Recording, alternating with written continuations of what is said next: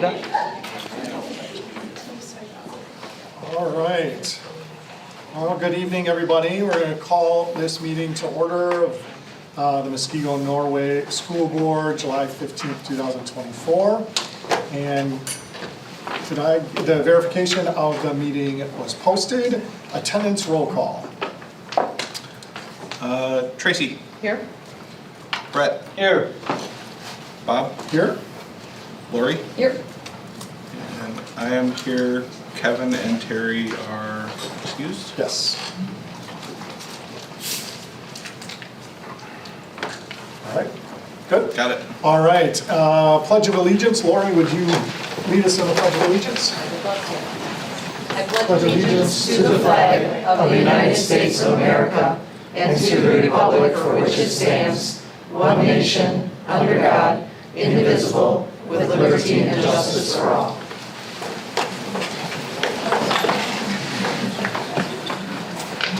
All right. Thank you, Lori. And could I get a motion to approve the agenda? So moved. Second? Second. All those in favor say aye. Aye. Aye. Any opposed? Motion carries. Consent agenda. Can I get a motion to approve consent agenda? So moved. Second. Is there any item that any board members want removed from the consent agenda for further discussion? Hearing none. All those in favor of approving the consent agenda as it reads, say aye. Aye. Any opposed? Motion carries. Superintendent's report. Welcome to your first official school board meeting, Mr. Irvine. We are very excited. Very excited to be here, so. Absolutely. So we will turn it over to you for the superintendent's report. All right, we are going to begin with some recognitions of some amazing superstars. So at this time, if we could please have our individual state champion from the girls track and field team, please come forward.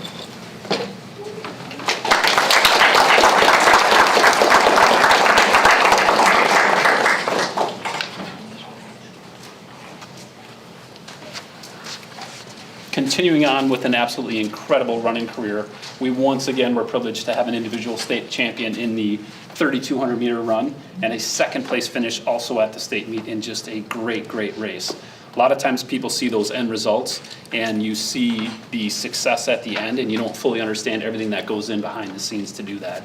Your journey throughout your entire career so far has been something to be so proud of. Some of the adversity you navigated last year with some injury issues and stuff, your composure and how you competed at the end truly exemplified what it means to be a warrior. So we are incredibly proud of you. Thank you for representing our community and our school in such a positive way. So we'll turn it over to this recognition. All right, so we have a certificate of appreciation. The Muskegon Norway School Board presents this certificate in grateful recognition of Ella Anschutz for her contribution to the Muskego High School girls track and field, achieving the exceptionally high honor of earning first place in the 3,200 meter run and second place in the 1,600 meter run at the Division I WIAA Track and Field State Championship. The Muskegon Norway School Board commends Ella for her perseverance, team spirit, and commitment to excellence in the sport of track and field, which has brought honor to herself, her family, the Muskegon Norway schools, and our community. The Muskegon Norway School Board wishes Ella success in her future education and career endeavors. Presented to you this 15th day of July.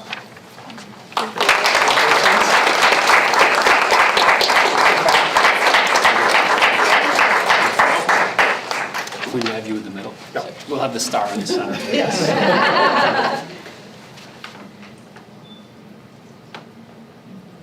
All right. Thank you. I'm so proud of you. Let's go. More to come, by the way. Just saying. All right. Next up at this time, we have the absolute honor to recognize not one, not two, but the three-peat WIAA Division I girls soccer champions. So if coaches and student athletes could please come up to the front.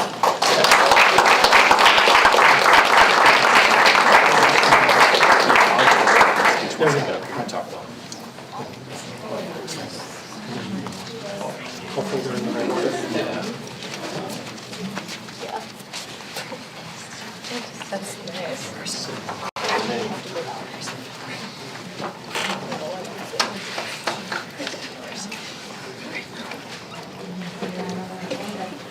Again, if there was an opportunity to where I got a quarter every time someone asked me why athletics in Muskego are so incredible, we would be able to build this beautiful facility out there.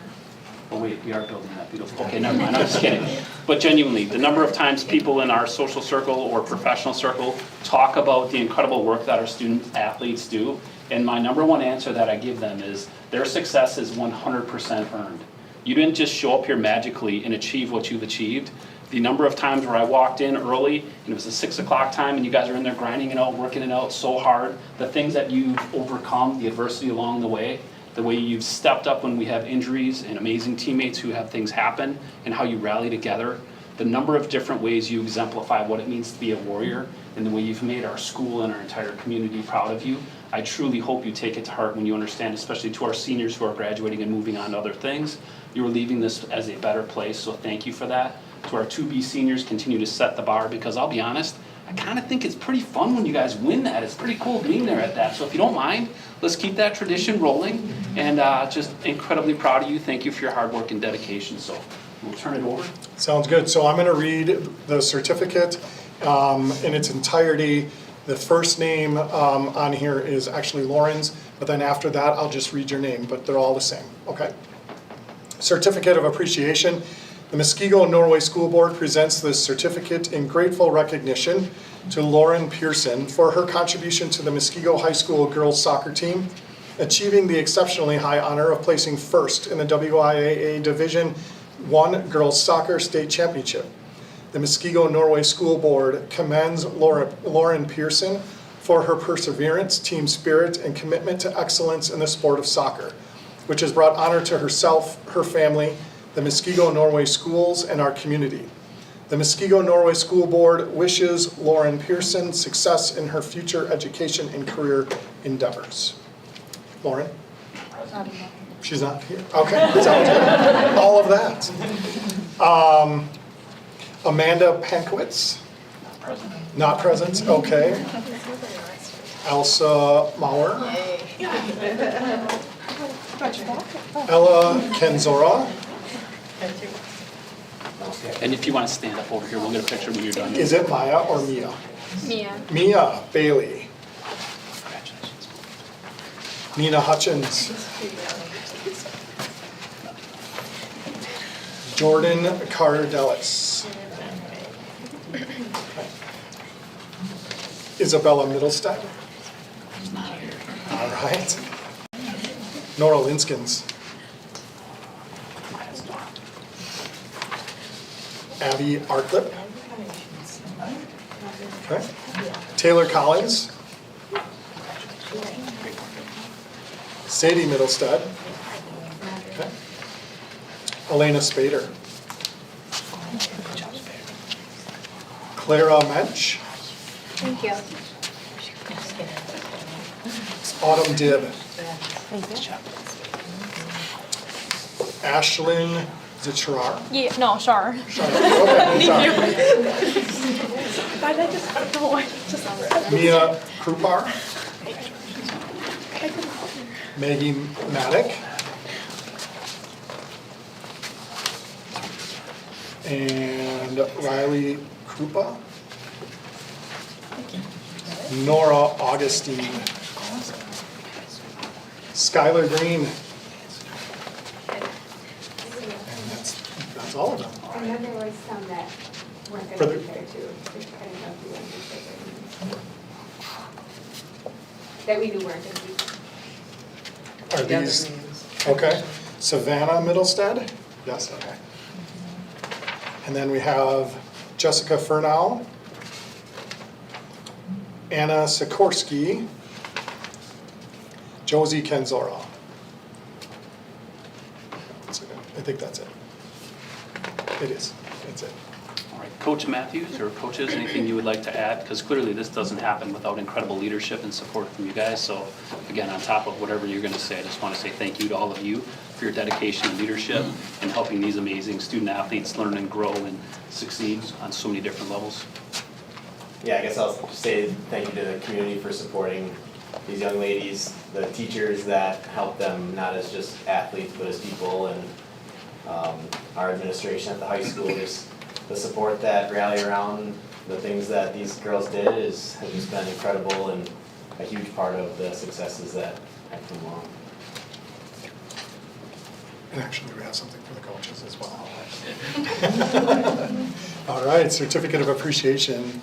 And it's going to do the same thing, read it all, and then each one of the coaches' names here. So the Muskego Norway School Board hereby congratulates head coach Lance Matthews for an outstanding season, culminating in the Muskego High School girls soccer team being named WIA Division I girls soccer state champions. The Muskego Norway School Board commends Lance Matthews for his leadership, dedication, and perseverance in the sport of soccer that has brought honor to himself, his family, the Muskego Norway schools, and our community. Thank you.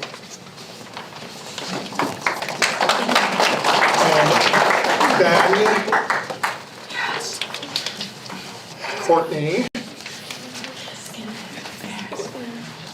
Katie, Stephen, Hannah, and Kate.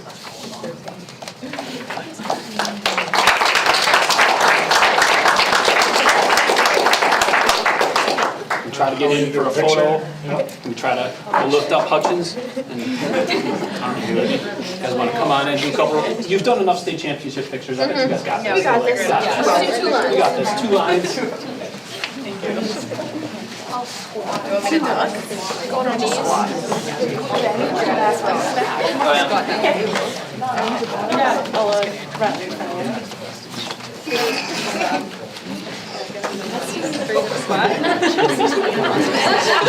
Find a window. Surrounded by greatness.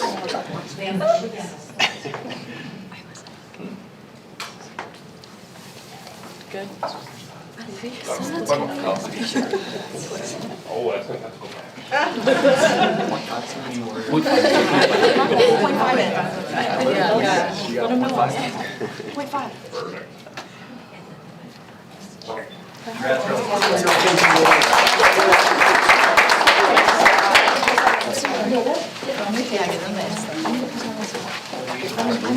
They're running.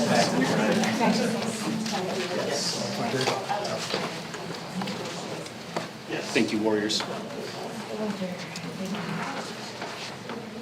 We have one last recognition as part of the superintendent's report, and this one, I think you obviously notice a theme in the excellence in our female athletic programs here. Oftentimes, communities get a lot of attention for things that happen on Friday Night Lights because sometimes you get 5,000 or 6,000 people that show up. But I am so proud to say that Muskego is so much more than a football town. Our athletic program on the female side is second to none in this state, truly. What you ladies do for the sports that you're a part of, and then beyond that, inspiring our younger student athletes as they show up to your different practices, the youth sports that you do, how you inspire young warriors to dream to be great, it's really something special. That also happens when you have really wonderful female role models that are standing in front of you every single day, that are encouraging you to dare to be great and stand up front and understand that you are deserving to be in every single spotlight, and the successes you achieve because of hard work and incredible dedication. We are very fortunate tonight to recognize someone who has been an absolute role model and was recognized by Under Armour for her incredible work with our Women of Will program that I truly believe has been a factor in our sports and our athletic programming at Muskego High School. So at this time, we'd ask that Ms. Beck please come forward and be recognized.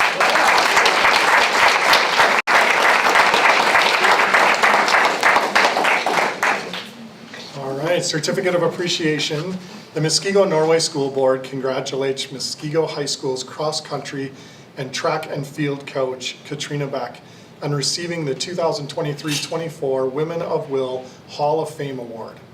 Women of Will is a program designed to empower coaches and athletes across the country with performance solutions and a robust female athletic support system that allows them to focus on what matters most, changing lives and inspiring the next generation of women to strive for greatness. The Muskego Norway School Board commends Katrina Beck for her exceptional leadership, dedication, and perseverance that brings honor to herself, her family, the Muskego Norway schools, and our community. Congratulations.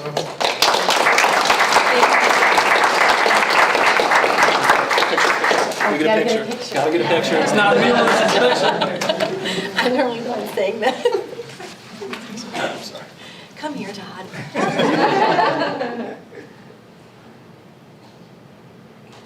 And thank you to your family as well for all the time you shared with. Oh, sorry, one more. Okay, okay. So thank you for sharing your time with the student athletes and families. All right, and now we transition, and I am very nervous about doing this. I'm unleashing Mr. McMillan onto all of you, so I hope you're prepared and buckled up and ready. We now have Mr. McMillan with our activities report. Up right now? Up right now. You want to dismiss everyone, or do I want to stay?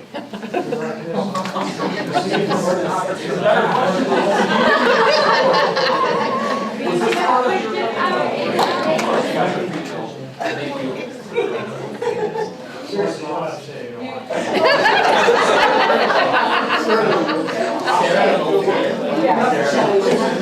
You don't want to.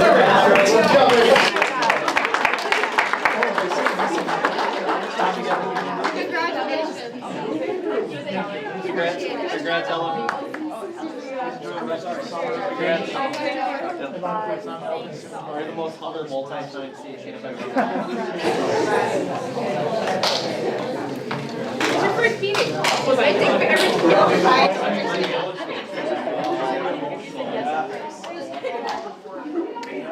You're like, yeah, no.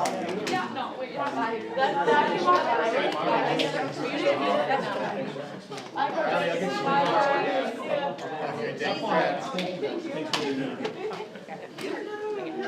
Hopefully over. Yeah, it's not the other one. See you, coaches. Congrats. Where do you bring Those are fun. Just saying, those are really fun. on the spot right now? Okay, thanks for having me. Appreciate it. That you saw all the good stuff. You stole some of my thunder, so I love it. Before I get going, just thank you to everyone in this room. Thank you to our administration. Obviously, thank you to our families. Thank you to our officials who are in the community that help us out. There's so many hands that touch the co-curricular program, and we're going to see a lot of goodness here in the co-curricular report. Obviously, I've seen many of you, if not all of you, at one of our events throughout our co-curricular program, and that is so, we are so blessed, we really are. I don't really want to say this, but for the last 7 years, I believe since 2018, it kind of hit me building this presentation again. We haven't had a year where we haven't had a state champion. That's insane. Like, it is insane how awesome, insanely awesome, okay, insanely awesome. Very positive, and it takes a whole conglomerate of community to actually make that happen. And obviously there's hard work that you saw some of the best hard workers and most committed in this room tonight. But it takes families, it takes education, it takes rigor on both sides of the fence, it takes culture and belief, and we're going to touch on some more of that with Mr. Bablinka later tonight as well as we continue to grow. We're not done yet. You're going to see that at the end of the presentation, but we're going to continue to grow. So, just kind of where we're at, again, our goal is to be comparable and competitive. We always want to be competitive. We rallied around that a little bit more with our coaches that you'll see earlier or later in this presentation about really kind of defining who are we and what do we want to be known for. We're starting to try to fight the stigma of all we do is try to win, right, or be the best. And that's true, yes, we've done some winning, but it's greater than winning. It's really about showing up and be the best version of yourself and compete to the best of your ability, whatever that might be, whether it's FBLA or Friday Night Football, doesn't really matter, it's all the same. And again, continuously improve. We want to continue to be the district of choice. Our co-curriculars, our facilities that we see popping up around here really help families make those decisions on top or behind the academics. Academics has got to be first, but we are definitely feeding the system and making our academics hopefully grow, and then having the platform to push our kids to be better than they ever thought they could be and achieve in both academics, athletics, arts, activities, you name it. So that's kind of where we're at. So again, what's our why? Obviously our families and our community love this. The last strategic planning survey that we have high responses, and co-curriculars are important, and we see that across our system too at all of our events. We sell out the PAC, we pack the gyms, we pack the stadiums around the ESC here, and our families and our community really enjoy what our students are doing in the co-curricular world. We've had the most fans at the state soccer tournament this year. The youth kids running around up and down the sidelines. That's what it's about. It's about the community, and it's awesome to see. And then you saw it with referendum support. I don't know how many people in this room know, but our community supported certain facets of those 2 questions that other communities have tried. I think there's 7 other communities in our county alone that have tried to get something like this going, and every one of them have failed. And that speaks to where our community's at in terms of the belief of the total child, total individual, and everything that we have going in our school system. So I think that's pretty unique as well. But again, we're blessed. Really believe that. Now this data is the data we share when current families and 8th graders are coming and shopping schools in January. As you see here, when you're involved in co-curricular involvement, it helps the academic process. Those that are involved are connected, they have purpose, they find peer relationships.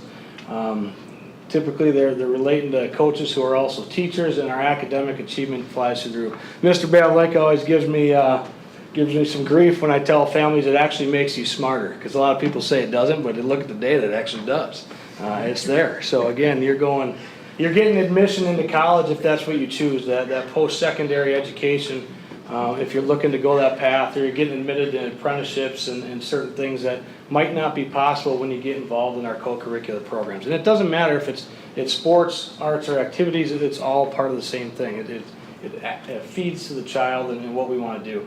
And we're never going to shy away from this either. We want our students to achieve, and we're going to push, and we got a great platform to do so, and we get buy-in where some other places not necessarily can't. So, and again, feeding the whole program here is really what our next slide's about. Is we are a piece of the puzzle. We are not the only piece. We are a piece of the puzzle that makes this whole district and the program and community go. And again, we got a ton of students involved in co-curricular program, over 70%, which is really awesome, and the ACT and things that are through the roof. Jeremiah shared with me the ratings on, I didn't know there was such a thing until he shared it with us, but the ratings of school districts for student athletes in Wisconsin, and we're right up at the top, and something tells me with everything that's opening up around here, that might push right up to the number 1. Because if I'm a kid, I don't know about your educational experience in high school, but there's no place like this. I mean, I would come here every time if I had the choice to make. So it truly feeding that mission statement of district of choice. So again, we kind of talked about the community, but that's a big piece of what we are, and I really believe strongly in this. It's about getting our community on campus. If we can get our community to come on campus, typically we got community buy-in. Typically we can make things happen and do great things, and whether that's stuff to sell at the boys and girls volleyball programs work with to help Children's Hospital, or it's our youth nights in the bottom left corner, or it's inviting, I believe it was Milwaukee King over for a joint football game, and then building community across county lines a little bit there, kind of in the middle, to thanking officials, making videos and the goodie bags and all of the things the young ladies and the DMM students put together this year, helping make a wish, and then recognizing our teachers down below with our teacher appreciation nights that have really started to catch on here.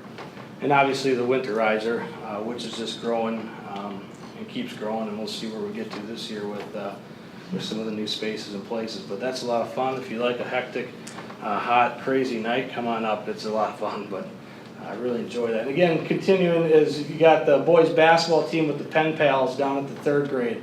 Riding back and forth, that was that game. They got to finally meet who their pen pal was.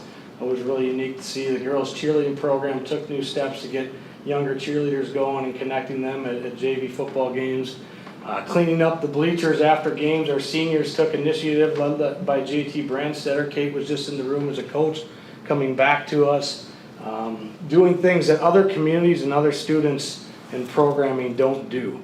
And again, you got some of the winterizer and the swish swish and poinsettias and whatnot. And then you got the DMM students who are continuing to promote everything that's good about what's going on campus. And they actually got recognized by Fox 6 News when Fox 6 came out to one of our games.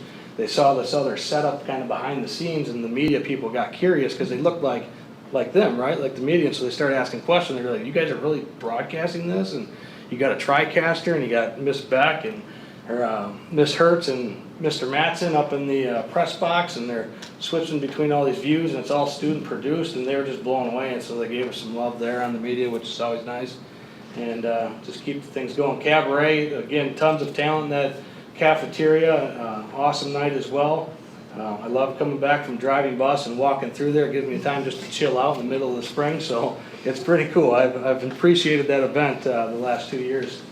It's been really good. And then we did a little college recruitment 101 this fall that has helped just understand where's the college world, what can you do as a parent of a student athlete that might be looking at trying to continue that academic and athletic rigor at the next level, and that was well received as well.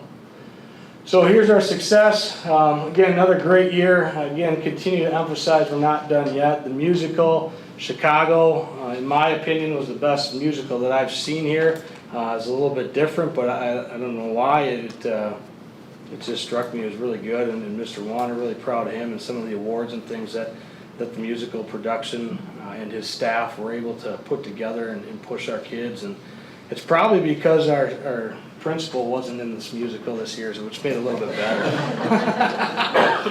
But Classic 8 awards there again as we keep going, but you can kind of see this. And again, record year in a lot of different ways.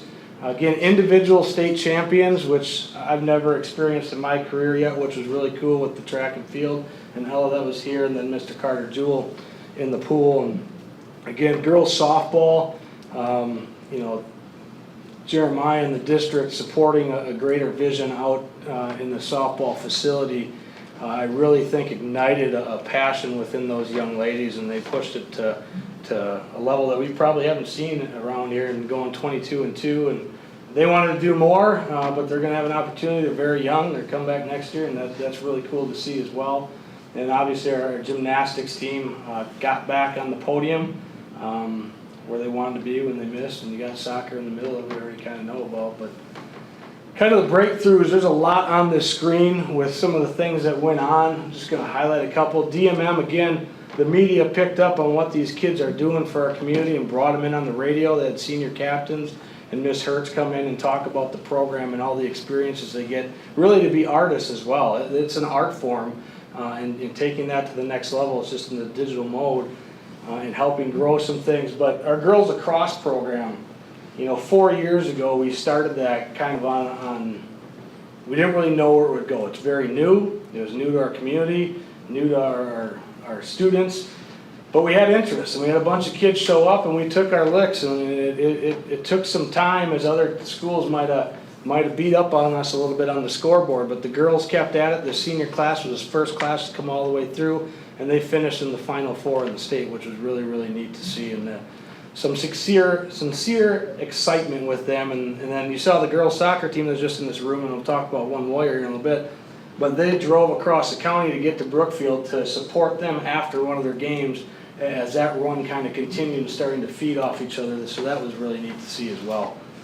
So a lot of goodness. And then girls spike football, we got kind of the intramural pilot starting to go, you know, kind of here. We took a group of girls up to Green Bay, but it started with just under the lights out here on Wednesdays in the falls, an intramural program, because we had 20 to 25 girls that wanted to chuck the football around and have some fun and learn. And we set it up. They showed up when it was cold. They showed up when it was raining. And they just kept showing up. And then we entered a little jamboree over in Verona, and then we got invited to come up to the national flag tournament. That was it was a learning experience. Girls won one game. They won the last game. We learned the first two, but we won the last. The team coming out of Kansas City, which had the Kansas City All-Stars of that whole metro, won the thing. So we were okay. We knew where we were at.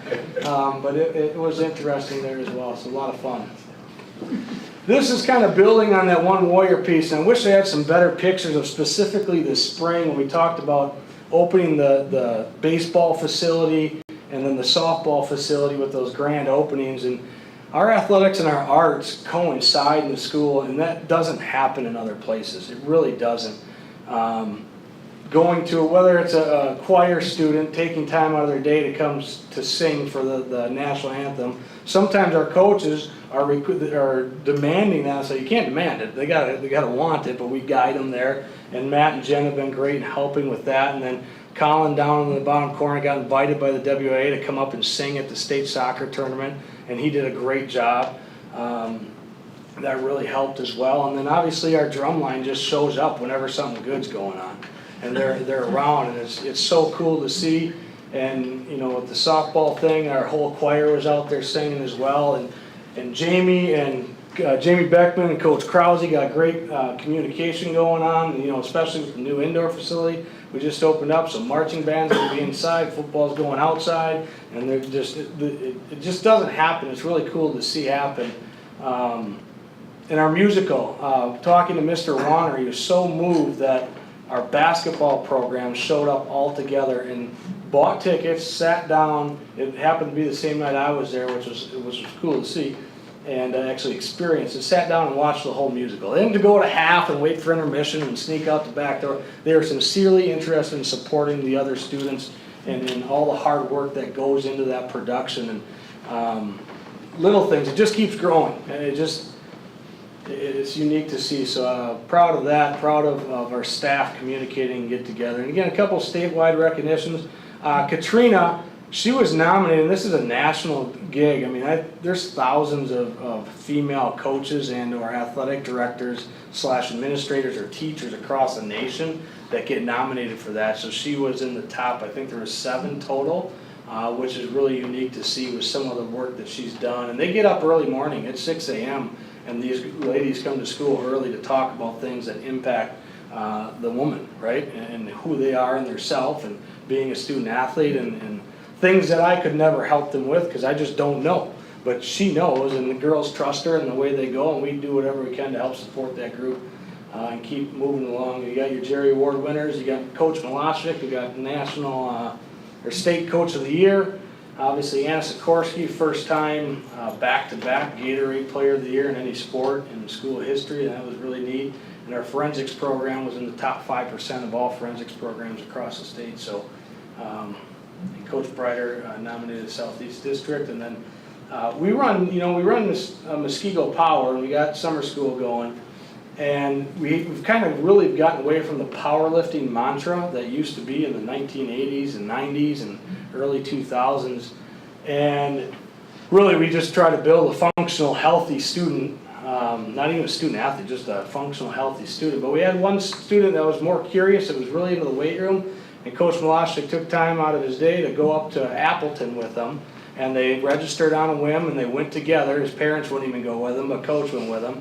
And he competed, and he got second. And he really did a really, really nice job. And so little things like that make the system go. Obviously, we're great citizens of Waukesha County. Sportsmanship awards. Our marching band in the middle. Every time somebody comes to one of our football events, they see the marching band at halftime. The opposing school always comments, I don't know another marching band in the state that does what ours does, with sheer volume and numbers. It feels collegiately, or collegiate athletics, if you will. Some of the other ones come to practice their competitions and they bug out of there. And it just doesn't have the community feel, but the community show and the video board and everything that they're doing, again, is recognized across the county, on and on. And then our leadership group that went out to the Broadlands and met with all the other schools. Did some great learning at the start of the school year, and we'll do that again in September. Our clubs are rocking it, whether it's Drama Club, kicking it off, or Chicago that I already mentioned. The Warrior Bots continue to compete. Warrior Bots did a lot of learning this year. They had some things, they learned from some prior processes that they changed, and they didn't want to have to adjust so much. They're so intelligent and intuitive that the day of competition they're able to make a ton of adjustments. And this year they took a different process. They really wanted to have a really solid build at the start of the season and not have to make so many adjustments late in the season. And they saw great success later in the year, not where they wanted to be at the start of the year, but they really got there, and I think they're going to build on that. You got Women of Will setting things up for the youth. Prom, student council, educator rising, taking time out of their day to run up to Stevens Point for the state conference up there and building future educators. Our pep band, obviously, there's that athletics and art synergy, and the people behind the great performances you see in the PAC with our stage crew and the productions and whatnot. So again, they're crushing it as well. There's no club or activity in our building that's not getting it done. Some of them don't get to compete on a state level like some athletic stuff, but it's unique to see. So this is what I alluded to a little bit before with our coaching staff, and I just had some of our spring exit meetings today with some of our spring head coaches, and we took some time to really get into what's our purpose, what are we doing, truly who are you, what's your purpose, why are you here, why are you coaching, and or leading, you know, in Katrina and Women of Will's case, why are you showing up at 6 a.m. to do this stuff? And then can you express it to somebody else? And can we remember that? And then we got into bigger pieces like how are we going to define success? Okay, and what does that look like? And we have a success statement that will be coming out here hopefully at the start of the year as we do our final session at the end of July here together, and continuing to grow our core values and how we want to be and what we want to be, and understanding it's not all about winning. Winning's a piece of the puzzle, and we're never going to shy away from that. And if you go to Muskego, chances are you're probably going to win, okay, which is awesome. But we're going to get there with process and being the people that we know we should be and want to be and strive to be, and holding each other accountable to be those people. And the process will pay us forward in terms of our purpose and getting our students to be great young men and women. Coach Huckstorf was just in the indoor facility of freshman football first contact day today. I sat in on the team meeting that started, and he asked them, how many of you are going to college football? He clearly planted some seeds, and they yelled out 8%. He goes, how many of you are going to be great fathers, great citizens, great young men in our society? They all screamed out 100%. That's what we're here for. That's exactly what we're here for, and that's what we want to do and keep growing kids. I kind of touched on the One Warrior piece, but it continues to grow. I think we're believing it. Our action steps are showing it, and it takes all of us to do this. This isn't one person. It's everybody in this room. It's everybody that lives in the community. It's everybody that's entrusting us with their child, whether that's inside the school building or after the school day. It doesn't really matter. It's all of us together and supporting one another and understanding we're building great citizens here and we're working hard at it. Okay, looking at the future, here's kind of where we've been. I know this slide's a little bit intense here a little bit, but this is what we've added. Okay, this is where we're going. Someday that ice center is going to show up here. We're not going to apologize for it. It's going to be awesome. And we got our activities growth more specifically that started in 2019 on the right. And so the point is, next year we'll be starting a standalone boys lacrosse program about where we were with our girls program, where we believe we have enough of our own to build and start a program. We're going to grow. We just worked hard at finding a young educator who happens to be a coach, and he happened to also interview for a long-term sub job in our high school. He won the process there, might stick around, he'd be in the halls, and so we might be on to something here, and he might grow quickly, and excited to see where that goes, and we're ahead of schedule, and that's okay, and it should be a lot of fun for us. But our boys will be out there this year, and this past spring we co-opted with some other schools, and now we got enough numbers to go it alone. And if you get calls from people outside of our community that say that we should co-op, please tell them open enroll. And that's how we answer that question. Or buy a house here. So I've already got a bunch of them, but that's the same thing with the girls when we started and we grew, and some families made that choice, and that's great. But it's good business for us to keep it to Muskego and keep moving forward and helping grow who we want to be and what we want to be. Obviously, this fitness facility has gotten a lot of notoriety lately on the social media channels and across the state, and we got some other schools that are reaching out. Jeremiah already gave a tour to the Pewaukee school system, and we're going to have tours after tours coming to see what's going on in Muskego with our North Edition and South Edition. And it's pretty special, and I hope our students and families appreciate how fortunate we are to have what we have, because it's a blessing, it really is. This is better than my college that I went to, and it's, I don't know, it's awesome.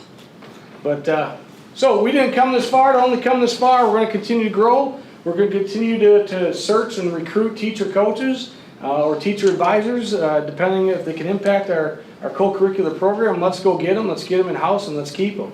Because chances are they're socially, emotionally invested in who we want to be and that one warrior mantra, and do what's most important for staff, students, school, and community, and what we value.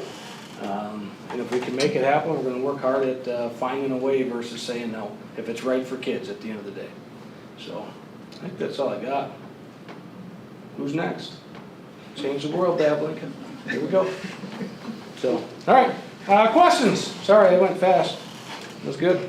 Thank you. Brian, my question to you, what season does boys lacrosse play in? It is a spring sport. It's spring, the same with the girls. Mhm. So how are we gonna handle, like, field time and stuff like that? Great question. We are working on a schedule as we speak. First step in the process was get the head coach, get somebody that we know is going to be around to start working with families. Really, we're going to have to share really well. Our spring sports, I think back in 2019 when we had that, remember when we had that really late snow? I remember the boys golf team took their picture in the snow with their hats on at the course.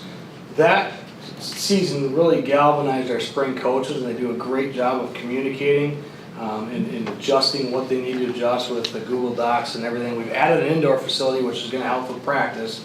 And I anticipate game night really going to grow into, at least we're going to try to, probably doubleheader nights where boys and girls are going to play one after the other, a lot like we do basketball. Our basketball coaches, I don't know if you know it, they really enjoy that basketball community piece, and we petitioned the Classic 8 to let us run double headers every game of our season and then bring the data back about more students show up, more community shows up, the other coaches can see their other levels, they can support one another, and bring that back to the conference office as we start to look at bringing boys and girls together in all of our different sports and trying to just build that community aspect of it.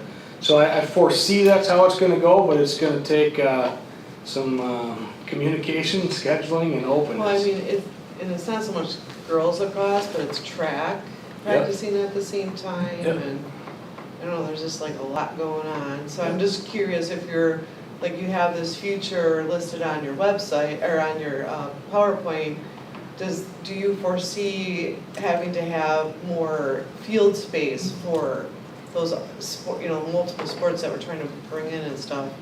Well, we got Because we have the 3 soccer fields, and then we have the practice field, but I don't know what we're using that for anymore. But so the practice field, when we first started girls lacrosse, that's where we started it, was out there with specifically their setup. Football. Yep, and so I think as we get to the spring, because girls and boys lacrosse also have different field markings, so I think what we're going to do is paint both out back, so we have that flexibility to move to what is known as Johnson Field, and then game day, we're probably going to have to do the unified field on our turf without getting too many lines on there.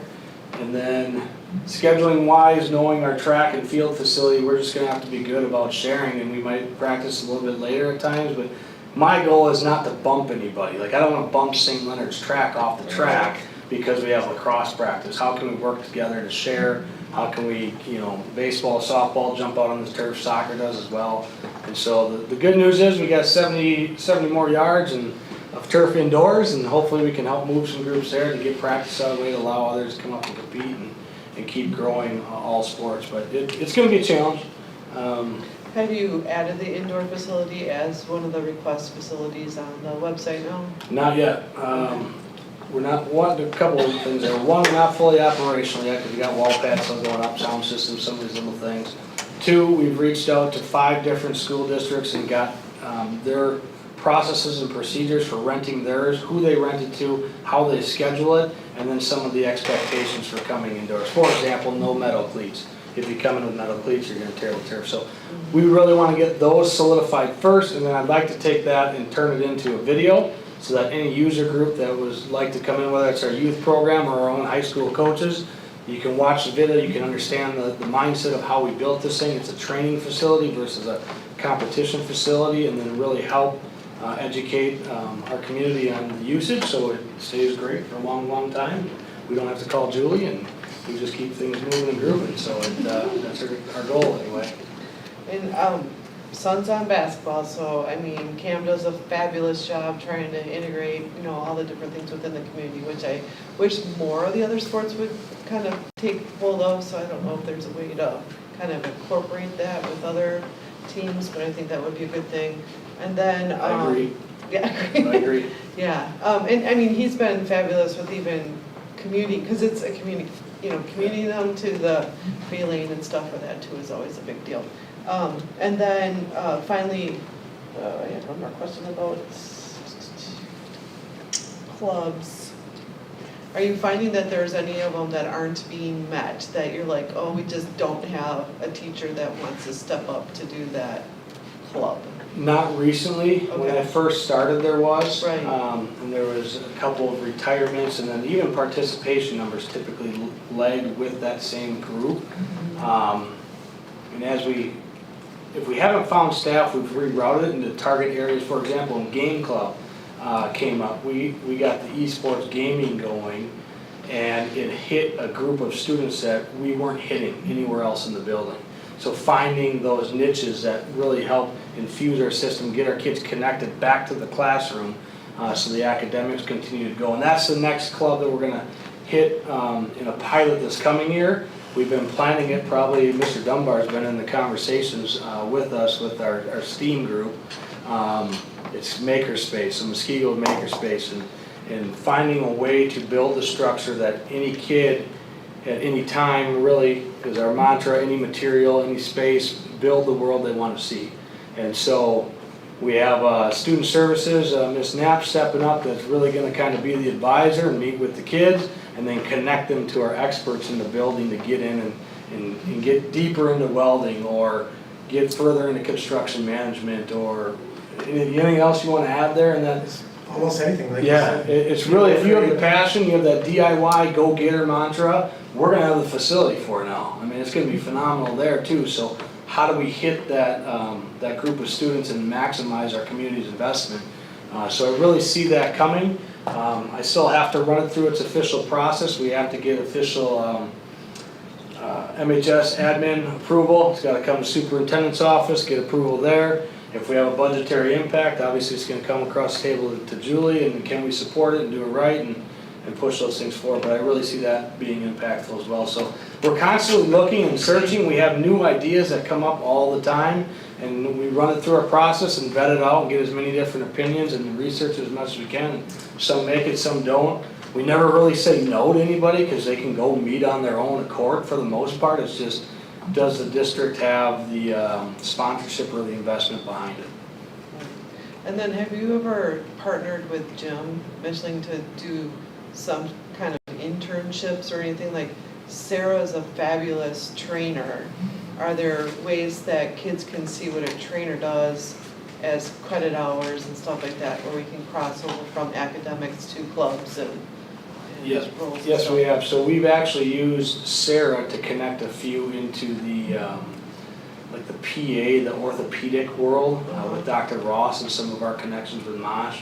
That has happened a few times. We've had questions about even coming down to our office and helping as athletic activities interns, and just kind of starting to learn that with somebody who might have an interest in filling those roles. We actually got a college graduate come back to us this year, and Ashley Kopp, she's working in our office this summer.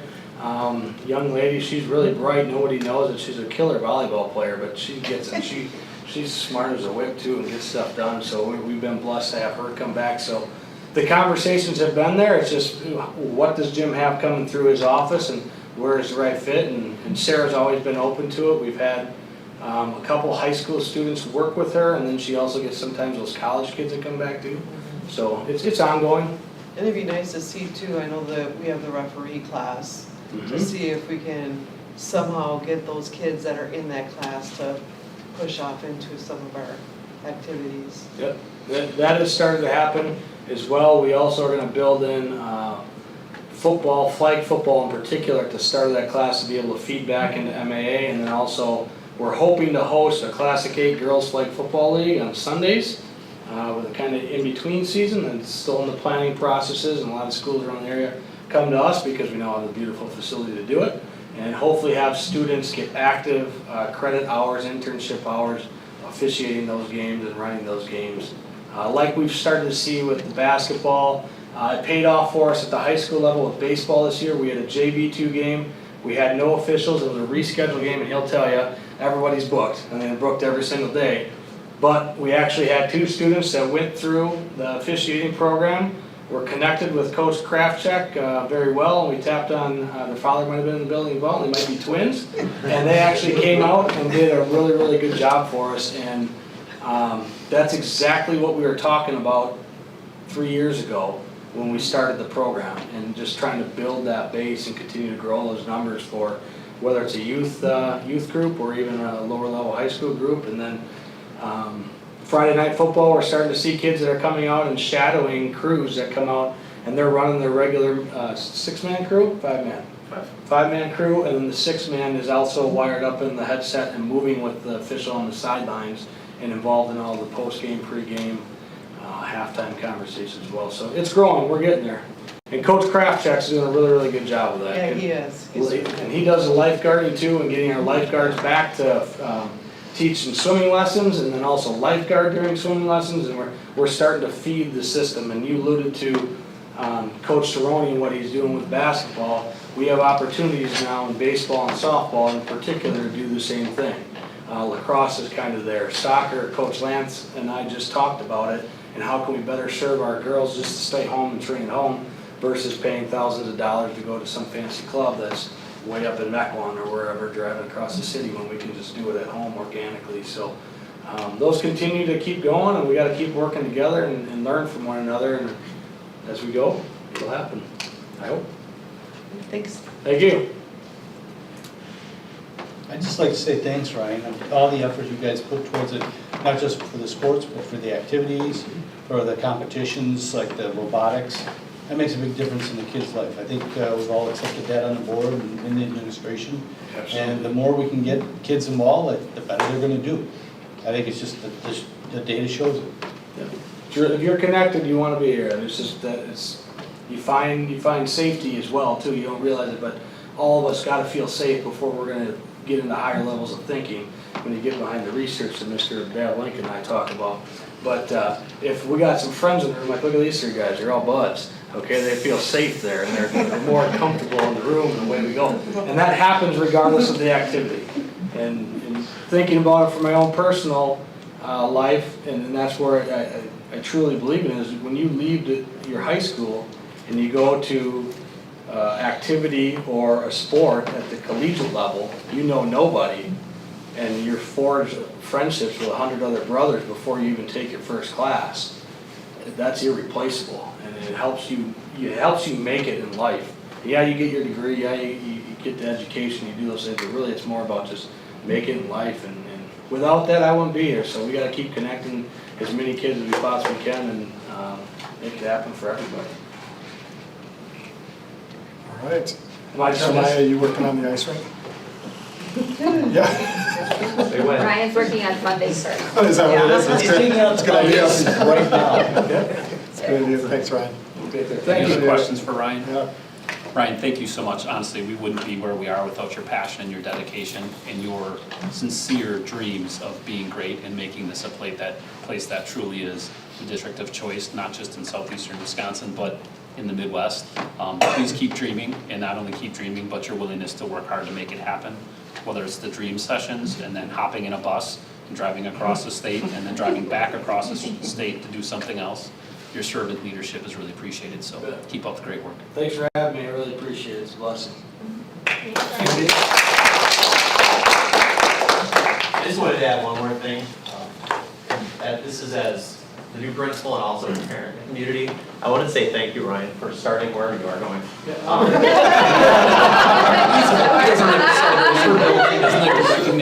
Our student athlete scholarship night, where you have, I don't know, hundreds of students come in and get recognized for their excellence in the classroom and on the field. I think that's really important. It keeps that balance We do talk data sometimes, and we'll keep working on causation and correlation, from the data side. But it is really clear that there's a correlation, maybe a causation between being connected, being involved, and being a part of 1, 2, 3 activities, and then the synergy of the freshmen seeing the seniors get recognized in front of their peers. Is pretty incredible. So thank you for that. Thank you, I appreciate it. Thanks for all your support. Thank you. So now there's no really easy way to transition from that excellence to the next topic. But the reality is they are definitely intertwined and they are critical. And the board's willingness to continue to be supportive and open to having these conversations is appreciated. So we'll turn it over to the high school staff for our annual update and our drug-free environment efforts. Okay. Please don't let Mr. Dunbar use that. Yeah, here, I got it. It's Thank like you. following Jerry Seinfeld. Yeah. Plus, yep.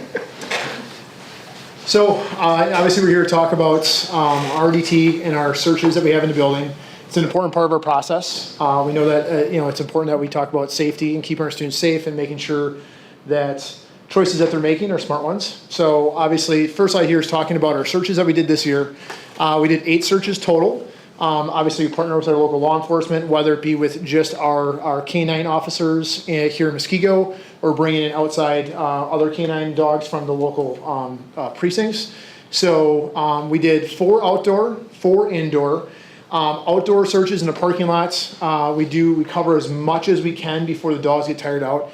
It's one of those things where there is a challenge with the longevity, not the longevity, but like the energy within a dog. So we go through as much as we can. We had 4 indications during the outdoor searches this year, but 0 evidence obtained. We had 4 indoor searches where we go through the classrooms. Students leave the classrooms, dog goes through. We had 3 indications and 0 evidence was found there as well. 0 evidence found in any of those searches. One of the things we did add this year because we thought it was a really important point, someone could be bringing stuff into the locker rooms, leaving in locker rooms. And so instead of doing just the classrooms, we always worked in a bathroom or locker room this year during our searches because that could be a place where something could end up and we want to make sure that we're keeping those spaces safe as well. So. Okay, the canine searches both outdoor and indoor. This is a 7-year trend of the number of indications and evidence found.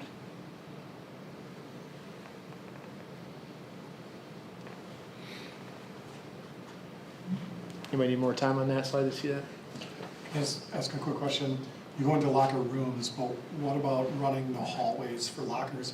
Not that any high school student uses their locker anymore, but I mean, is that? It's probably not a lot of bang for the buck. Right, Yeah. we have Because the they concentration. use their lockers. So few use their lockers. Okay, sounds good. So the locker rooms, bathrooms, and the classrooms themselves have been. When the dog is transitioning from room to room, he often does still have him walk past the lockers and cues often the dog to sniff, but it's not a focused effort. RDT, so obviously RDT, random drug testing. It is every month. We have 15 students that we have the student IDs are shared with us. We connect those names. Those students are pulled during that testing time for this panel of the drugs that could be found in their systems. 2 of those 15 students, looking at the students that are in co-curricular, so clubs or sports, they are also tested for PEDs. So just to clarify that piece of it, if there's a student that has parking and parking only, they would not come up on the PED panel, so it's the clubs and sports. So that's why those 2 students are chosen. It's the first 2 students that come in that are in co-curriculars or a club that are tested for PEDs. Yeah, co-curriculars. Was that? Why co-curriculars? Why co-curriculars? Does anyone have the history on a PED? I have like the lore of it, but I have an idea. Why the PED is, Why not just sports? I mean, why? I mean, if you're in jazz band, why are we doing a PED panel on somebody where it's more prevalent going to be in the sports, right? Yeah, I don't know the specifics on that, and it's definitely something we can consider. I think we would need some direction on that, where we. Yeah, I don't know why we picked that or didn't, but Just seems interesting to me, I guess, that you would pick somebody in a club for a PED panel versus Yes. somebody in a sport. There's definitely overlap of students doing 2 and more. Yeah, true. And I think it had to do with the randomization. Like, so at the end of the day, it's a completely random sample of co-curriculars. Being a part of co-curriculars opens the door for us to access RDT. And I think we need additional legal guidance to see if we can then debate out just our student athletes to apply those 2 pieces. Okay. We have had some really ripped up and jack jazz. The monk ambassador, they had a drum line, yeah. As Brenton said, so we test 10 months of the school year, 15 students a month. Simple math, 150 students a year. This past year, we had 27 positive tests. You can see the breakdown there in front of you. Not really significantly different than any previous years. We're going to see a slide here in a minute that's going to show a trend. What other drugs do we test for that have not shown up this year? Do we test If we go back to the panel, are you saying like Oh, I'm things sorry, that? I missed that. Yeah, so like none of these other things have come up. Obviously, which is great because we know that we have a bigger concern if some of those other things are showing up. Not that we're not concerned with the positive tests that we do see, but those things are tested for, and we have not had those show up in any of the results. So none of these are duplicate kids? Because I know that happens. None of like when a kid is pulled in Twice. for a second, there were duplicates. So there were students that were tested again. If we look at the data, and I don't want to speak 100% to this, kids that were pulled, like let's say September, and pulled 2 months later, I'm thinking of a specific student that it happened. They tested negative, so they did not show up in the results twice. The students that were pulled more than once this year, I think there was 1 or 2 students that actually did happen. Yeah. They tested negative both times. Okay. So if you do the math on this is 18% results. That seems high. So we'll just go to the next slide here. Nationally, it's probably about on par, unfortunately. Yeah. So looking at the trend, obviously let's take 19-20 out because there was months that testing wasn't happening, right? You look at around 20-ish, and really if you look at the overall results, so we see an increase, obviously this year in the number of students. We go from 21, just below 20 to 27 this year. We can't hide the fact that it is a nationwide epidemic that we are dealing with. The ease in which students are able to get their hands on it and access these things, it is concerning. And one of those things, you look at some of the positive results, some of those are freshman students. So we know that they're engaging with the stuff prior to them coming to high school. It is something that we know nationwide is a challenge. And it's not just nationwide. We were recently looking at data because we wanted to see where we were. And we found it was Canada was also another where it was similar data. So it's not just this country. It's a global thing where teens because what we were looking at were 13-year-olds and older and the teens and their usage, and it is sad. And it's something that we take very seriously. And I would add to it the extra challenging thing for us, for kids, for parents, people who care about these kids, how addicting it is. Yeah. The nicotine that's in vapes isn't like what's in cigarettes. It's super concentrated. The THC that they're pulling from vape cartridges and edibles and all those things, super concentrated. So it's kind of a double-edged sword because of the addiction factor. Again, I thought I knew more than I did. Brenton was talking to me about how the non-tobacco pouches that are available now are super concentrated, just nicotine. And nicotine is, I read that nicotine, I am kind of nerdy, he wasn't joking, I'm super nerdy, I know I hide it. But I was reading that nicotine, why is everybody laughing so much? Joking. That nicotine is more addicting on its face than cocaine. And we're putting that in some cases, I've heard it when I was in AP, I'm hearing it from kids and parents, I started doing it in 7th, 8th grade. They're so addicted to it, it's almost, it's behind the wheel to catch them. This is just verifying, unfortunately, what we know. And we need to continue with our proactive measures and really partnering with parents, partnering with outside agencies, counseling, because this isn't gonna change our lives. So we've been thinking about it all week. We have a new idea we're gonna share toward the end of the presentation, but it's alarming. I have a high schooler in Delaney, it's close to you too. It's there. Well, and I've talked to the police station, I'm like, why are they getting it? Like, it's not legal for them to get it. How are they, but they're saying Snapchat, like, they're in areas that you would never think you could get those. And kids walk into vape shops and walk out with vapes and they're 15 years old. Yeah, right. If you walk out with 10 of them, I don't think they're using all 10 that day. Right. So that is us fighting behind the fight already though. We have to arm our kids with reasons to not do it, give them information so that they don't do it. I don't have to play I wasn't sure when Oh, you you were did a great job, you got it. A couple things that we do to try to help encourage students to make good choices. So if a student gets their parking permit revoked, as an example, for a positive drug test, it would be an 18-week parking permit revocation. Kids love to park, they love to drive to school, so it's pretty valuable to them. If they voluntarily agree to participate in the next 3 random drug test dates, we can reduce that revocation to 9 weeks. So we had 9 students participate in that option this year. 4 of them indeed went through and tested negative the next 3 months, got their parking permit back after 9 weeks instead of 18. 2 of them are still in the program, so carried on to this coming year. It just doesn't end at the end of this school year. And then 3 of them did not test did not test negative. So their parking permit reduction reverted back to that 18-week period. From So the they start? tried, yeah. From the start or from the second? It's from the start. We don't, From the start. and don't tack on another 18 weeks. Yeah. No. you didn't. It's not really about that, right? It's- Right, it shouldn't be punitive, Yeah. yeah. We're trying to They're get- trying. Work with parents and kids, because it's a problem, and we're trying to get kids to make good choices. And I'm just gonna add a piece to it, just, some information, talking to the students, so you can hear from a student's perspective. One of the students I worked through this process with, they were very happy at the end. They were proud of themselves of being able to do this.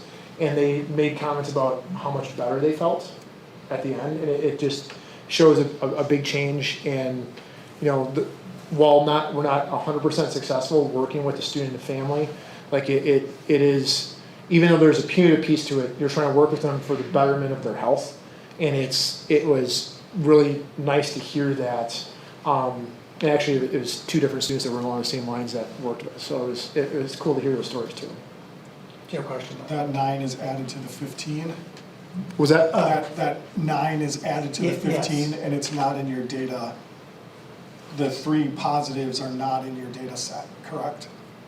Boy, that's a good question. So, The 9 are added on each one. I can answer that. So the 3 that were retested, when we talk about putting them on that plan, they are not included if they've already tested positive once and they're doing this as a separate plan. They are not added in that data.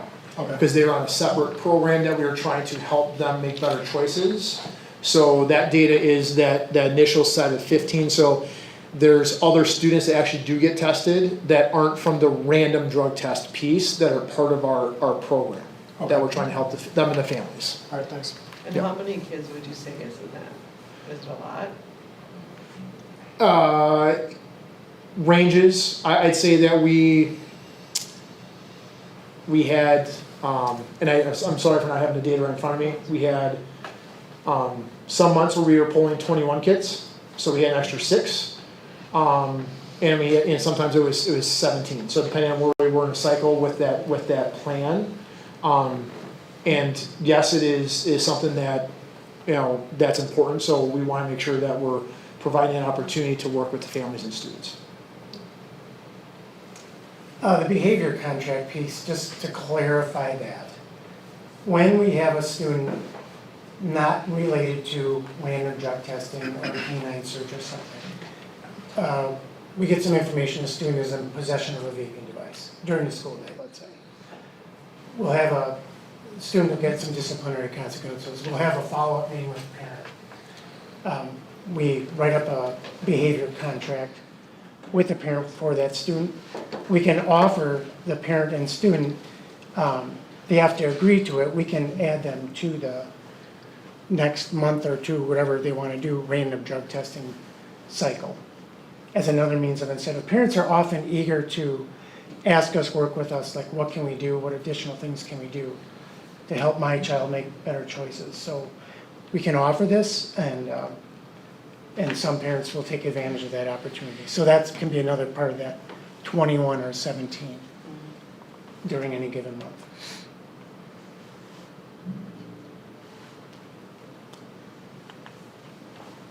Uh-oh. This is right hands. Aha. There you go. I'll have to make the bird song too, it's because of that side. Okay. So some additional other efforts, before I get into these, I want to add two. I think one thing that I think really became clear to me as I was thinking about this presentation is this presentation is about our random drug testing in a lot of ways, but it's really about trying to create a comprehensive, holistic approach to this. Because I think that the random drug testing is a wonderful tool, but I think a lot of it is us chasing our tail. And I think a lot of times we're already fearful of what kids are doing, and then that just either validates it or we miss sometimes because nicotine goes through their system. Some additional efforts I think that are maybe a little more proactive, some of them are. Todd is in the years as a principal has done a great job creating educational opportunities for families, including messages and resources available in the parent newsletter. I envision myself continuing to do that. I think the more information we can arm our parents with, the better. I think I've seen some really powerful videos. One video that stood out with me from years ago was the CEO that started Juul talking about how he would never let his kids use his own products. And I just thought about it, with that information in mind, we have to operate that what's happening is really sinister and manipulative of kids. I think the work that Student Services does, and we do as a team to share resources with families that are often going through a crisis, to be honest. I think when you find out that their 14-year-old is vaping in a school bathroom, it creates crisis in the home.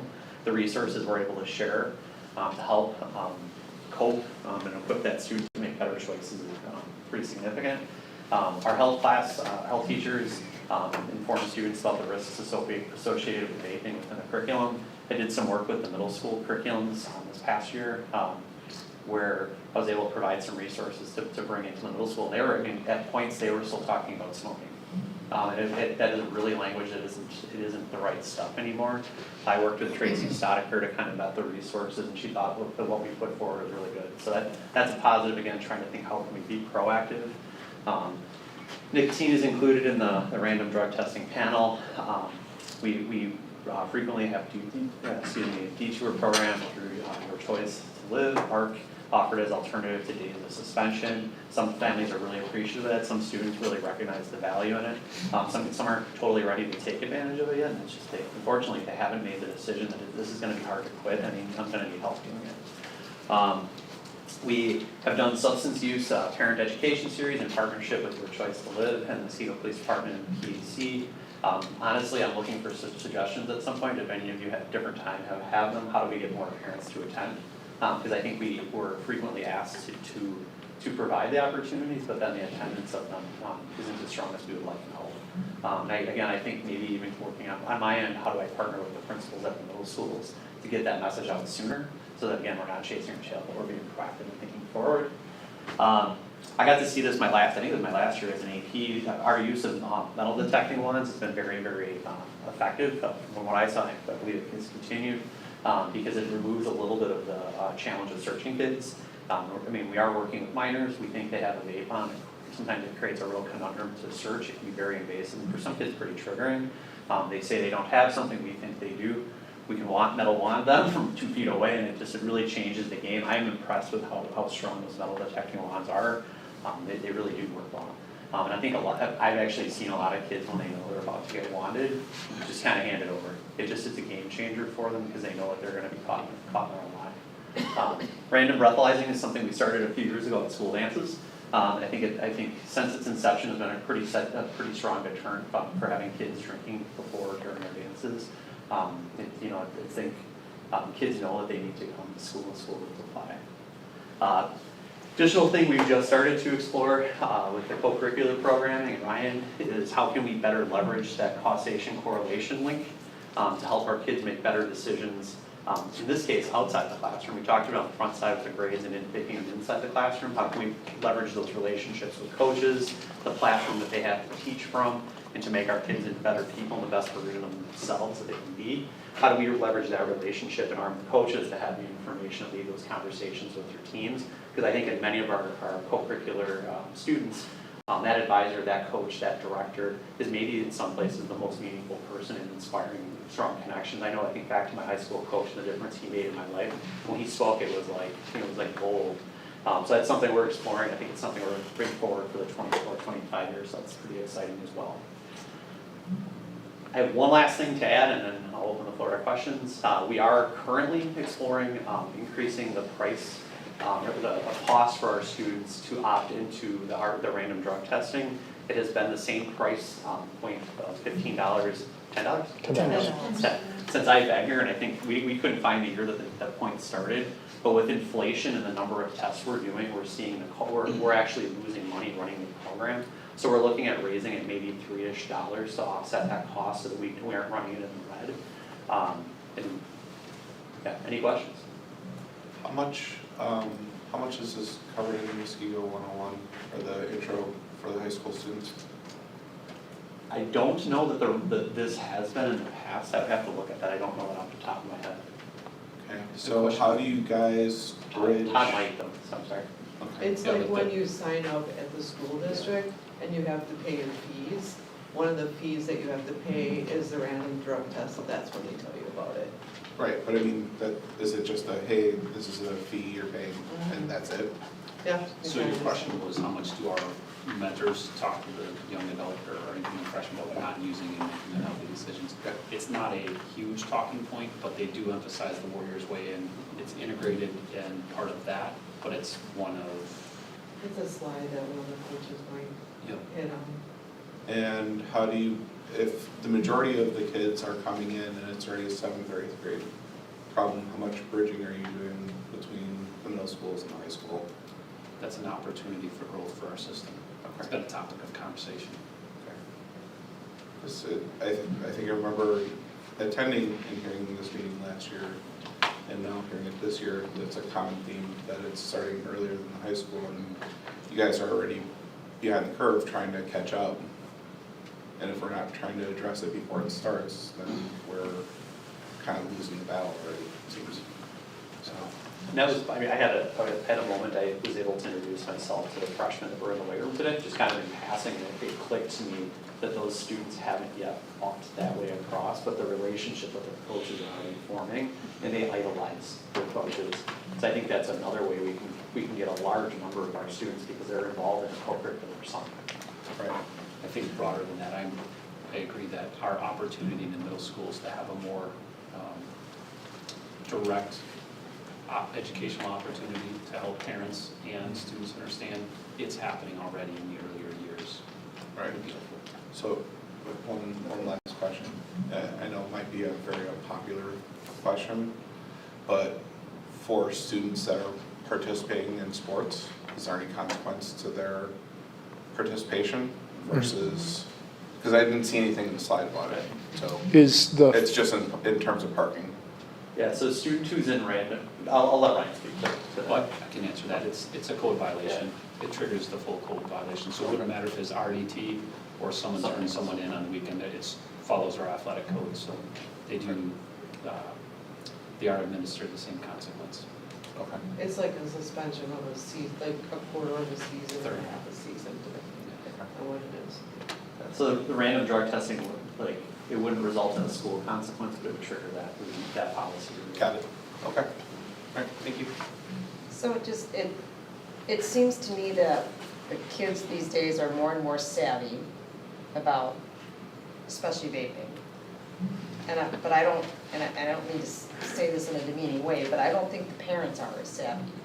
Because it's not something you smell like you do, you know, marijuana or tobacco or alcohol. You can smell that and you can, so, I mean, I don't know that I have an answer for it, but I'm just looking at any kind of touch, even like a parent-teacher conference where, you know, the first parent-teacher conference of the fall for 7th grade, when parents are actually there, whether it's Zoom or whether it's an in-person, even that's, because I think sometimes we think, no, everybody thinks, well, my kid's fine, look how smart they are, look how well they're doing, and yet they could be that kid that has a addiction that's harming them. And rather than making assumptions about who is or who isn't, just every touch would be, you know, we're seeing this as a trend, here are the statistics, so we are educating every parent that we talk to about signs and symptoms or just what this problem is, and we really need for you to talk with your children, because I just think the kids are way more savvy than the parents think, and I think parents just think if everything is going fine, there's not a problem, and it's a non-smelling type of, you know, thing that they're doing. So I might suggest something like that where every parent has to have some sort of a touch with teacher-parent conference. Could that be one mechanism that we utilize for education? Yeah, it's definitely something to think about when we have families in the house, so to speak. How do we make that an opportunity for learning? In the past, we've done some things that I think that it's something we can definitely explore. I think Anita and I can work with our middle school principals and make that a more intentional focus. So I just think when you run a program, I agree with you 100%. It's a great program, but no one thinks it's their problem, so they don't Correct. come. So then you're missing people that you can't have that conversation with, whereas if you're at a venue where you can't not have that conversation, it's mandatory, it's right there in front of you.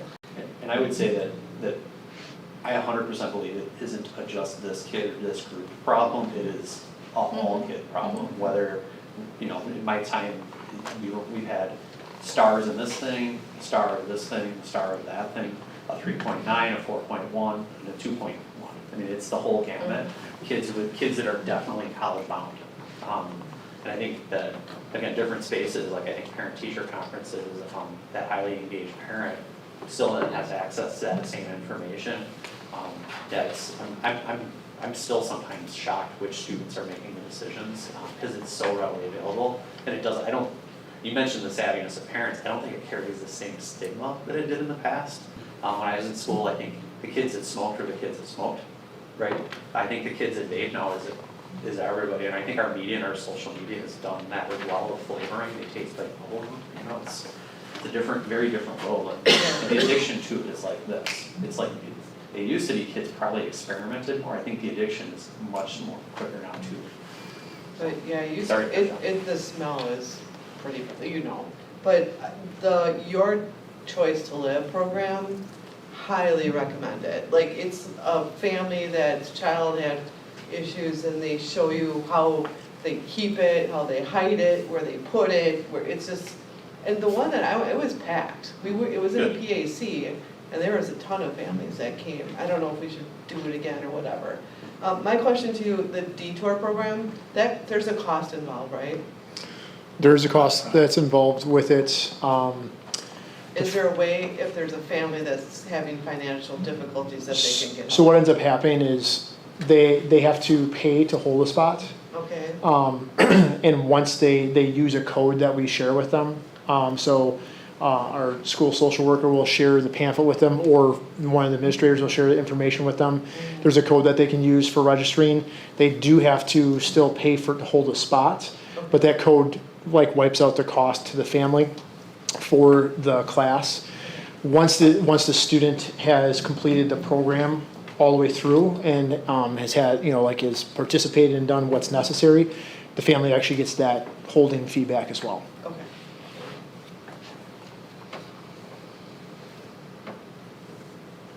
All right, that's all we have. Other questions? Superintendent report, if there are no other questions.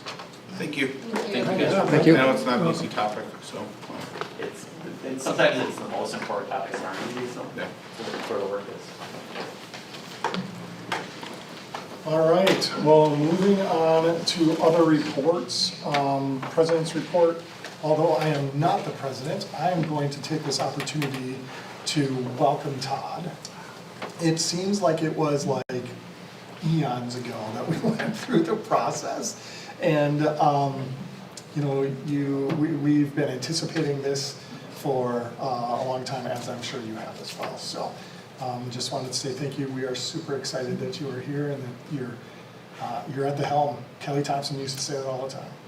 You're at the helm, so. I really appreciate that. Can't say enough how excited I am to be here. It's been an action-packed July. My family and I moved out here on July 2nd. So we have this job starting and being a community member now. I just can't say enough how much I appreciate being a part of the incredible work that happens here and the number of times it was framed in different ways. Success doesn't happen in a vacuum. It takes tons and tons of people who truly believe in a mission and a vision and are then willing to do the work and make the sacrifices and have the dedication to make it happen. I get the privilege of being a spokesperson for what we do, but it's really the result of countless people in a community that loves what we do, so honored to be here. Excellent. Well, welcome and looking forward to it. Absolutely. So, all right, board member reports. We'll start, Tracy. Yeah, I attached the June CISA 1 offerings that they have available. We do not meet in July. I will be, being that I'm on the executive board there, I'm going to the ASA meeting that's in December, which I think this year is in Florida for them, so that'll be good. And I also was picked as the WASB representative for CISA 1. So I can't do it for us. But I can't do it for, I don't know who it was that we picked for that role, but I can't do a backup, because now they only allow one spot. They used to have 2, but not anymore. Good. Thank you. Brett? Welcome, Todd. Good to have you here. This past weekend, well, Friday, Saturday, I was at the WSB Summer Learning Symposium, and the big topic was artificial intelligence. It's coming on fast, it's coming on furious. Students are learning how to use it. Some of the teachers are learning how to use it. And they provided some strategies with what we need to at least think about, discuss at the district level, board, superintendent, possibly further. And I've chatted with Todd very briefly, and in the future I'll get a few more chances to talk with him about it. The other 2 big things were security and ransomware, where if you get hacked and your data gets held hostage. I've talked with Ryan about it in the past.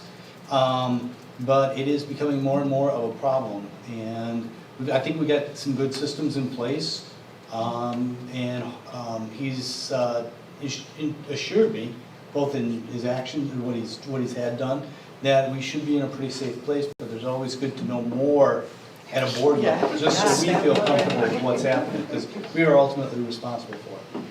And finally, the other thing was the School District of Oregon put on a little presentation about podcasting and what they're doing to try and reach out to students, families, and the community at large. It's just something to just kind of mull over, think about it. Maybe that's something we can get some of our students or staff involved with. So, Thanks, Brett. Thank you. Jason? Nothing outside of the business services. Okay. Lori? All right, sounds good. Going on to Educational Services Committee report. So we have not met, however, we do have a meeting coming up, just informal, with Anita and Courtney and Andy and myself and Terry. I'm sure Todd, I'm not sure who's all being there, but we're just gonna be looking at future. I know that we are planning meeting in August, because we're gonna start looking and reviewing grading and some other things. But stay tuned as we set forth an agenda for what we prioritize as things that we need to address coming up for the next school year. Thank you. Jason, why don't we go, well, we should go policy, we'll go in order. Policy, so we've met twice actually since the last board meeting. The first is relative to the new Department of Education Title IX changes. We as a policy committee decided to table the changes and not bring them forth to the full board at this time. And then tonight we had a policy committee meeting as well, continued our look at the 2000s, which is kind of our review. So, business services?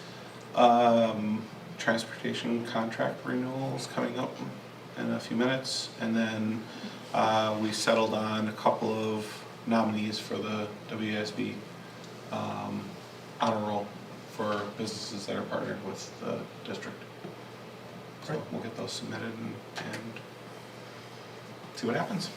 Thank you very much. All right, on to 5, which is resolution action items. 5A is the WIAA contract renewal. Motion to approve the WIAA contract renewal as presented. So moved. Second. Discussion. After all that talk about getting students involved, this is. All right, no questions, no discussion? All right, all those in favor say aye. Aye. Opposed? Motion carries. Resolution 5B, transportation contract renewal. Motion to approve the Dairyland transportation contract as presented. So moved. Second. Discussion. Thank you for all the work getting that together. You're welcome. Any questions for Julie? Nope. All right, all those in favor say aye. Aye. Opposed? Motion carries. Resolution 5C, additional open enrollment seats. Motion to approve the additional recommended open enrollment seats as presented. So moved. Second. Discussion.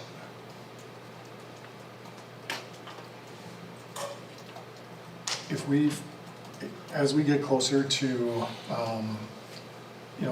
we're in the middle of everybody registering and things like that. If we find that we have more seats, like if something changes, do we ever bring this back? If we have more open enrollment seats that could be available? That's a good question. I mean, I've only done it this far. Yeah, I think when we get to this point, we put as many out there as we believe. And we kind of watch the trend of enrollment from February kind of into the summer and have a pretty good idea of how many students are coming. So I would say no at this point, only because I believe that it would get too far into the school year where we were to kind of have classes, like registration happen and things like that. But So Julie, if I'm wrong, we could let you know. So what happens if, because we have open for first grade 37 spots, if we fill 28 of them, and that's a whole class, and we have to hire another teacher, then that's within our. We've strategically looked Oh, at the it's numbers. throughout so the that would classes, count. okay, all right, gotcha. And so I was like, wait a second. Because that will do hiring. Yeah, okay, all right, okay, that's what I'm wondering. 'Cause I'm looking at Don't worry. 37, I'm like, that's a class. Yeah. Okay, so that's just to fill in the gaps, got it, yep.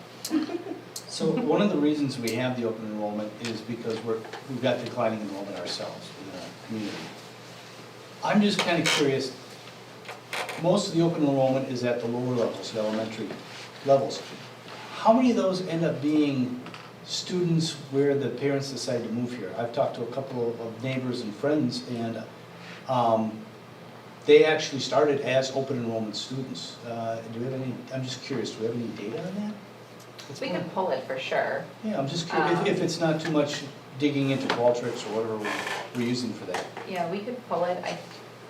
I do know that the retention of students, open enrollment students at the lower level is very high. So if you get them young, they most likely stay young.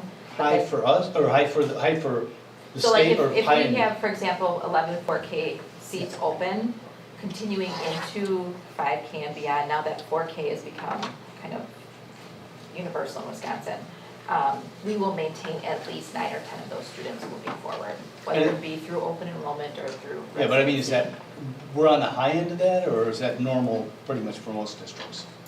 It depends. It depends on the district. Okay. But I think what we have found though is that if you can get them young and they get into our system, they see what the system's like and they see what our system has to offer, it's pretty hard to then go somewhere else, unless a move happens. But Yeah, we could look at that for sure. Yeah, and then once in a while you have someone who's been with us for a while and they end up moving out and they can apply through an alternative open enrollment process, and that's sometimes when you see some of those single numbers on there, it's people we've had in our system that they want to like put in through open enrollment to stay with us, even though they no longer live in Muskego, they have to go through the process. Thank you. Sure. Any other questions or discussion? Okay, all those in favor say aye. Aye. Opposed? Motion carries. And 5D, gifts, grants, and bequests. Motion to approve with thanks the following donations. $2,195 from Muskego High School Boys Golf Booster for 10 Titleist custom golf bags. $250 from the Muskego Girls Basketball Association Incorporated. $200 from Trent and Kristen Grady. $238 from Friends of Muskego High School Music Makers to purchase choir folders. $500 from the Muskego High School Baseball Boosters Club to purchase baseball bat racks. $100 from John Panowitz.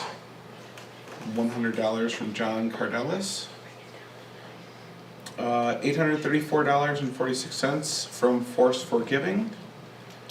$445 from Image Apparel Inc. LLC.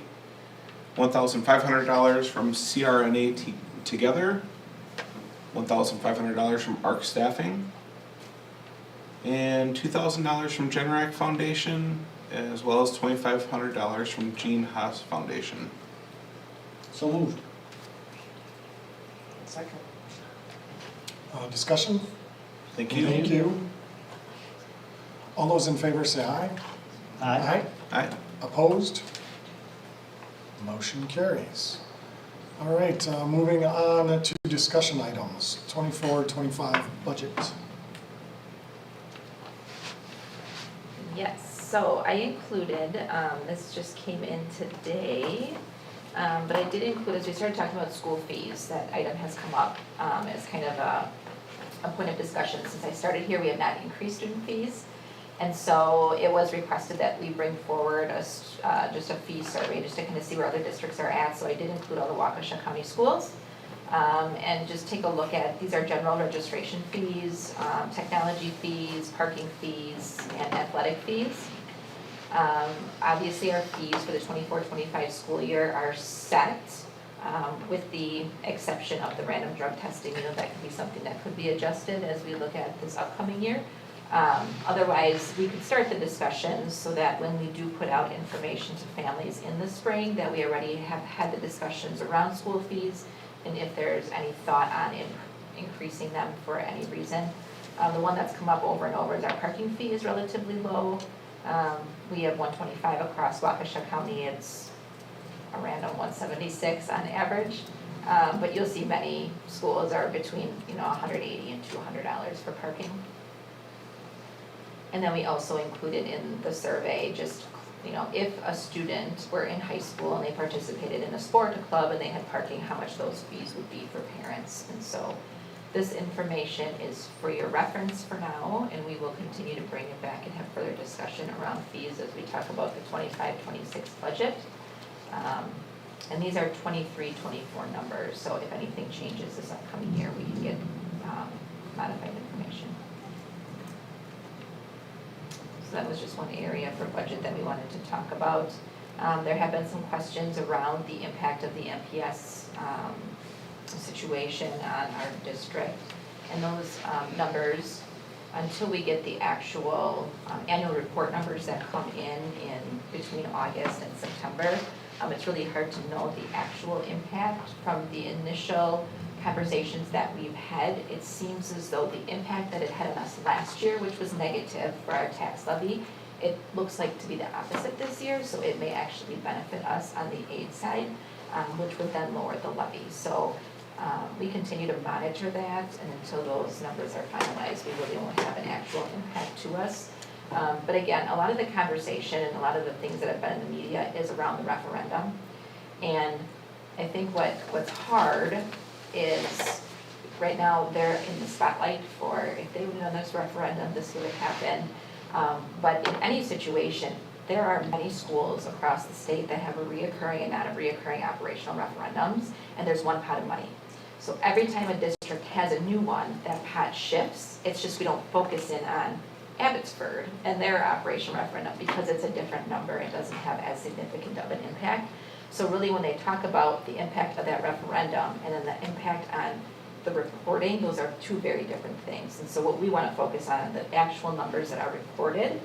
And when those numbers are fixed, that will be the impact to us. The operational referendum that occurred would have occurred anyway, regardless of where their numbers are at. So we'll continue to bring forward the impact, hopefully in the next month or so, as we kind of work on that preliminary budget for you.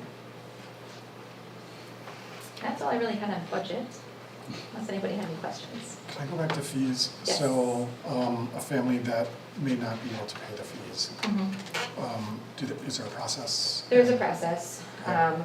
For the most part, if they do apply for a free and reduced, those fees are, the registration fees are automatically free or reduced based on that status alone. Okay. Because the high school is out of the program, there is a separate application process that the high school has to go through. So we kind of monitor, we work with the social workers. There is a waiver for extraordinary circumstances. You don't qualify for free and reduced, but you're dealing with a really tough situation. And those are brought forward and looked at by the superintendent. Or, us as a group, and just look at those situations. We've also established opportunities for families going through that the schools, when they have student activity funds and funds that are available through different things, that they can apply those funds to pay for things for families. And that also would work for the lunch program, so there are opportunities for sure. Okay, and it's widely, it's known, like families know. If the families are working with our social workers, yes. Okay, Yeah, the social workers work very closely with us on those. okay. Julie, the one thing I would stress about fees is not to have sticker shock where it goes from 0 to 50% more, that we could do some sort of gradual, because I've been, with 6 kids in the school district, I remember spending thousands of dollars on school fees, and if someone came in there and say, hey, we're gonna increase everything by 50%, I think I would have fainted, because it's a lot of money, I don't know. And it's all at one time, and you have to just pay it, there's no well, maybe there is a payment fee, I never asked, but I always had to just come in with that lump of sum to pay for all these fees and. Yeah, when we've had families who we monitor outstanding balances, and so when you see some of those larger ones, there are, can you just start paying, right? You don't have to pay all at once, can you just start paying something to help kind of get down that balance? And for the most part, families will work really hard. We do have some, repeat offenders who just, you're just not gonna get it. You can beg as much as you can. We try. But we try to be reasonable with it. And again, this kind of came up more in the area of sports and parking and not as much in registration. So this is more informational for you, and we can take it in any direction. We've never built our budget around student fees. It's in there, it supports our revenue. But the impact of a $5 increase for our families is something, but it's not gonna significantly shift our budget in a different direction. So we rely on what we have now, we've never relied on more, so. Well, and I just wonder if there would just be a shift of funds, if we ask more for them to pay for school stuff, then when the PTO stuff comes through, they might be paying less there. And, I would think that they have a budget, everybody has a budget, the money can only go so far, and I just feel like if you take from one, it's just gonna maybe affect another. Okay, any other questions for Julie? All right, 7, information follow-up. Got the financials and the personal information memo. Anything there? Nope. All right, having no other business, can I get a motion to adjourn? Second? All those in favor say aye. Aye. We are adjourned.